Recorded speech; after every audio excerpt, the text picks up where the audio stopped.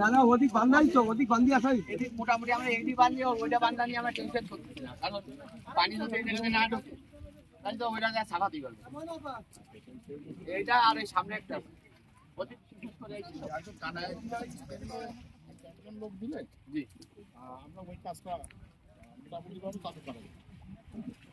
দিয়ে যাবেন, অসুবিধা নেই। আর যদি আপনি বলেন তাহলে আমরা সবাই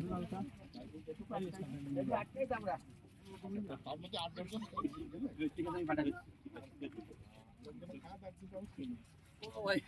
নাস্তা করি সবাই, কোনো অসুবিধা নেই।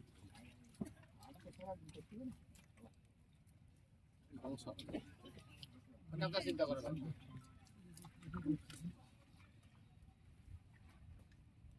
চার বান্ধা আসতে পারছি মানে খোলা দানা এখানে আটকে গেছে, এখান থেকে তেল খালি যাবে।